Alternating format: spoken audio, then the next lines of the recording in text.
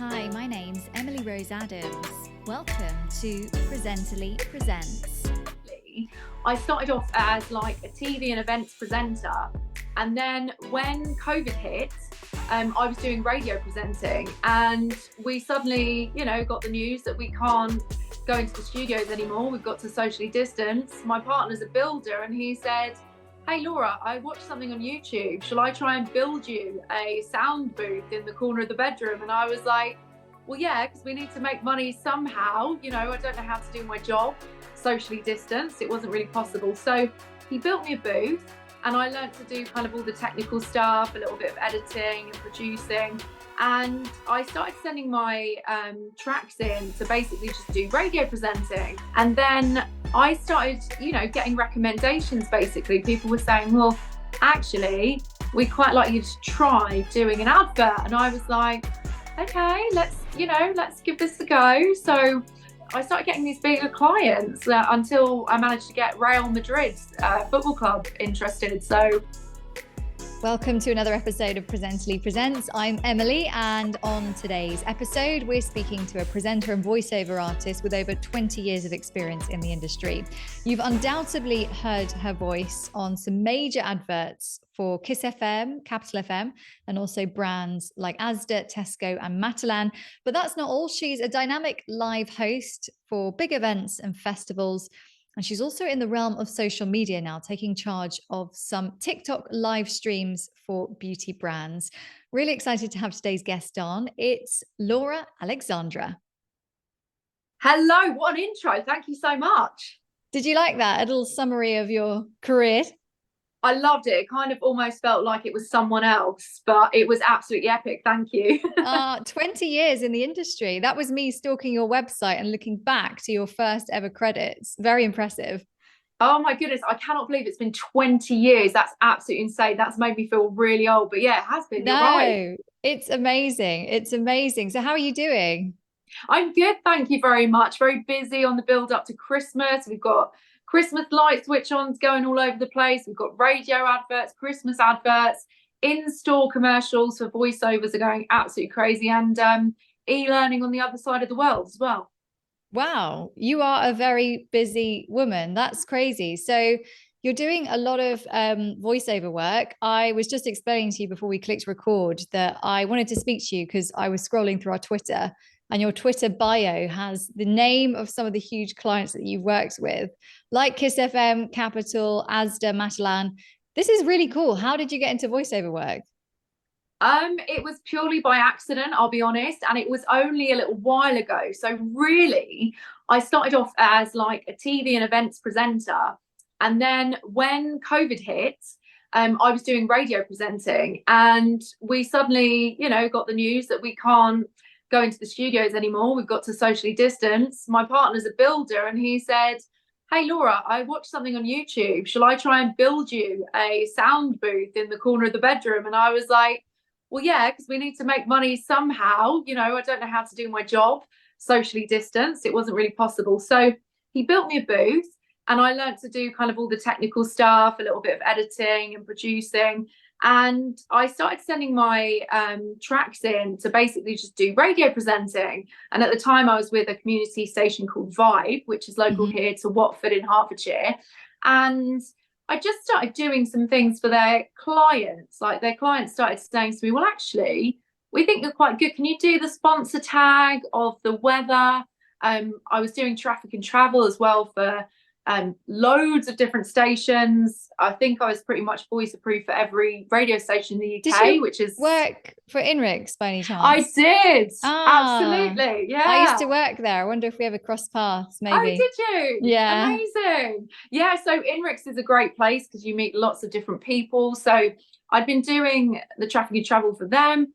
And then I started, getting recommendations. Basically, people were saying, well, actually, we'd quite like you to try doing an advert. And I was like, okay, let's give this a go. So I kind of gave it a go, and I got working with somebody from a company called Radio Jingles 24, which is basically, as it sounds, you're turning around radio jingles in 24 hours. And I was like one of his first voiceover artists, and he literally would WhatsApp me the orders, and they would come in thick and fast, and they still are. And that was all the radio stuff. And then slowly but surely my name was getting out there. I've never had a voiceover agent, but worked with lots of different companies. Mood Media is one of them. Hot Rocking Radio is another one. And I started getting these bigger clients until I managed to get Real Madrid football club interested. So I did a spot for them. I think it was a couple of months ago now, because I speak Spanish as well. So I do some sort of things with my Spanish agent too. So yeah, it's all over the world. Amazing. Congrats. I feel like Thank that's you. a huge achievement, because I don't know if it's a myth, but loads of people who I've spoken to who are presenters, and they're predominantly presenters, they've often been a bit disheartened about voiceover because it feels like it's a saturated market, because you've got all of those actors who, you know, maybe voiceover work is their bread and butter, and they can do all the character voices, the accents. So a lot of people I've spoken to have said, oh, I've tried presenting, but I can't get, I've tried voiceover work, but I can't get an agent. And I think it's because there's too many people on their books already. There's too many people doing it. So to hear a success story like yours, that's quite recent, you know, it's great. It's a real massive achievement. So congrats to have gone from that to doing this many roles like in a few years is incredible. And also hats off to your husband, your partner, because he's a keeper, building you a studio. Legend. Just like that. And I think actually coming back onto the agent thing, you know, when I first started out in this industry, I was very much told you need an agent, Laura. Now, I have had in all my 20 years, I think I've got one job through an agent. And I'm not trying to, you know, I get that agents work for some people, but for me, they never did. And actually, all it was about was representing myself and kind of just going out there and getting on some really good sites as well that can get you some great work, you know, like yourselves, and kind of looking out on social media and going by those hashtags, you know, of presenter jobs and voiceover jobs. And also don't be scared to diversify. I think I was dead set that I was going to get into music TV presenting and children's TV presenting. And for me, that never happened, you know, but I had friends that happened for, and they were kind of, you know, they came back to me a few years later and they went, well, Laura, the thing is, I want to do voiceovers. How do I do it? And I think it's just one of those things that you sort of, it sounds like a weird thing to say, but I sort of fell into it. I worked hard for it, but I was trying to do something else. I was trying to, you know, get my radio to take off. And actually all the radio clients were going, well, we actually really want you to do voiceovers. So I kind of just listened to the feedback and what people wanted. And I was like, well, you know what? I'm going to stop fighting and I'm going to go for the thing that people say I should do. And yeah, and that's what I'm doing now every day. Amazing. I absolutely love it. I think that's such a brilliant success story, and I'm hoping everyone listening is feeling inspired by it. So well done. And I'm really curious to know. So I've done bits and bobs of voiceover stuff, but I haven't done it kind of as my main income or you know, that regularly. What does the average day look like for you at the moment? You said you're really busy. You've got all of these Christmas ads coming up. So from when you wake up, if you've got purely a voiceover day, what does that look like? Okay, purely a voiceover day would be, first of all, I've got a toddler who's 3, so it would involve getting him up, getting him out of bed. So I am a working mum at the same time. My toddler does like to join in occasionally, so we set a fake little voiceover up for him so he can listen back to himself. And then he goes off to school, so he goes to nursery, and I will then rush back here. And by that point, I might have sort of say 3-4 orders, maybe something like that. And they tend to, the thing is with my voiceovers as well, I tend to get mostly all or nothing. So it will literally be orders piling up that I can't keep up with, or more of like a sedate, more of a quiet day. And I think it's like that with all freelancers. So I think you have to take the rough with the smooth. And when I get in the booth, I tend to, so I've got my recording on, I tend to get through all the orders that I have there and then. And then I also have my audio books as well, which I'm recording in, you know, the in-between time. So you will probably see me or probably hear me doing like 4 or 5 random radio jingles, radio voices, radio adverts. And then I might get some e-learning thrown in there. That's sort of more rare and the better paid stuff. And then I might have some overseas stuff, which again is more rare. But if you can get the spots with like the big names, like I think the Kiss and Capital advert was one of the biggest ones I've done for a brand called Twisper, which I think is another social media platform. If you can get those bigger ones, they're the ones that will carry you through. But then also your radio jingles, your lesser paid ones, are the ones you want to keep doing, and you want to keep on top of it, and you want to send those back ASAP, because that's what puts you above the other voiceover artists as well. So it's not just the quality of your work, you know, all of your stuff, your equipment you're recording on, your voice in itself. You know, it's also to do with your kind of attitude to it. And like for me, I never take a day off. Good. Ever. I mean, it's good and it's bad. But I guess the beauty of it is that you can work around your schedule with this, although you want to probably be the first to. So is it like a pitching system where you record the audition and then it's sort of however many applications they get? To be honest, I haven't auditioned for a while now, so I'm quite lucky in that I will just get the orders sent in. Occasionally I go onto different websites that I'm registered with and I will do an audition. I used to do a lot more auditions before I had the regular clients, but now I'll say I'll do like maybe 2 auditions a month, just recording remotely. I don't do anything amazing, and I tend to find just my repeat clients kind of keep me going. So that's quite cool. And I tend to, once I've got a foot in the door with someone, like there's a brand that I work with called DeGruchy, which is a big department store in Jersey, and it's kind of like our version of John Lewis. So I now just do all of their ads. So I do all their in-store, I do all their radio ads. So you tend to find once they pick you, once they like you, and everyone wants stuff back yesterday, you know, so they want you to work fast.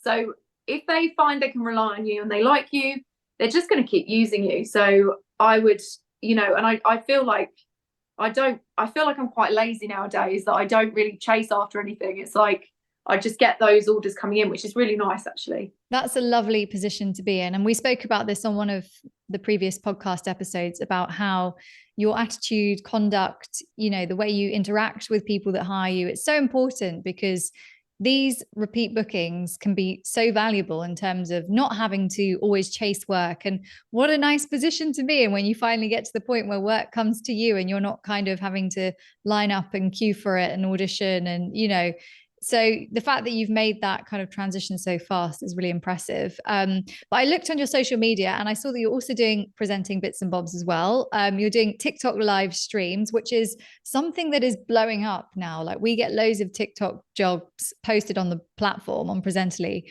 How do you find that? Yeah, I mean, it's a different transition. I used to do TV stuff, you know, including shopping TV, working for quite big brands, and it's a bit different from working for TV. For example, the compliance is totally different. TikTok is more of a free platform, so it's kind of gone from you know, shopping TV, which is more like going to Oxford Street and going into a boutique and taking your time with somebody and showing them one product, to TikTok, where you've got 50 products, you're like on a market stall and your prices are getting cheaper and cheaper, and it's getting more and more manic. So it's definitely different skills that you bring into place with your presenting, and it's more about people buying from people. So I just think as long as you've got the personality that you can engage with people, I think TikTok's great, and I think, you know, it's a great place to start if you're looking. You know, I think there's more jobs going on TikTok. I think there's more jobs going for live streaming. So if people can get a foot in the door that way, I think it's still really, really valuable to do that and to get kind of the experience that way and then move on to whatever you want to go to. Yeah, that's really impressive. And they actually, when I see these TikTok live streams, I'm always very impressed with the talent. You know, you do quite long streams. It's not like, I guess, on TV, you might do like a hit and then, or like a 1 hour show. Like some of these can go on for a really long time. And I guess it's the feeling of being quite exposed as well. So how do you find like those moments of, do you have any awkward silences or moments where you think, oh God, what am I going to do next? Do you have to kind of know the products really well? Yeah, I mean, that's a massive thing. I've always had one of those brains where I just want someone to talk at me. So this is what I said to my boss. Like the first time I met her, there was loads of presenters up for the job. And I just said to her, and I think the thing is, a lot of people go in to these interviews and they kind of go, oh, I've got to impress the boss first of all. And I go for a completely different tack. I'm like, right, talk to me like I know nothing.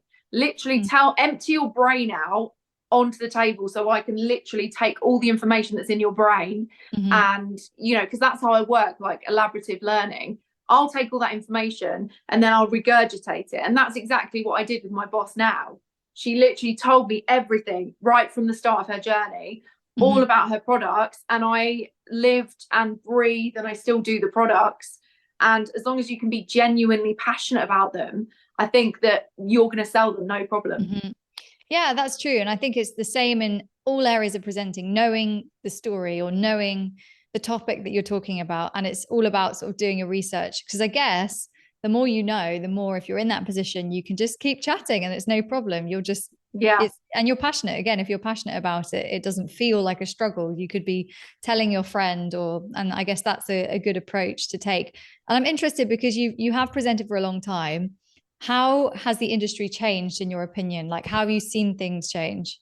Oh my goodness, there's so much change, I think, in every single area. Like a lot of I think a lot of the funding, a lot of the money seems to have disappeared from a lot of stuff. I mean, it's very sad what's happened to radio, massively sad. I mean, you know yourself. So a lot of the stations closing down. You know, I was training up with one of the big stations, and I was there on the day when they basically sacked all the regional presenters and started networking everything, which was, I was one of them down in Southampton for Capital FM. Yeah, I used to do the breakfast show, and then we all got the Roman Kemp show got, you know, taken over. But that's fine. I mean, it is a shame. It is a shame, but it just led to other things. But yes, I agree. That is a real shame. It was just so sad, you know. So it's so many industries that have been affected. And you know, TV in the 80s, I used to hear some great stories actually from some of the guys at INRIX where they'd say, oh, in the 80s, you know, you just could be Bob off the street that's walked in and you get to go up in Black Thunder in the helicopter and you get paid, you know, $1,000 for the day for doing that and getting flown upside down doing loop the loops. And of course, now there's not as much funding. And I think other countries, for example, Dubai, that's why a lot of people are moving over there, because there's more opportunity, there's more money pumped into it. And I think also a lot of people now, because we are kind of in, you know, we take for granted, but in the UK, we are in a very good position in general to kind of have a great education and go for what we want.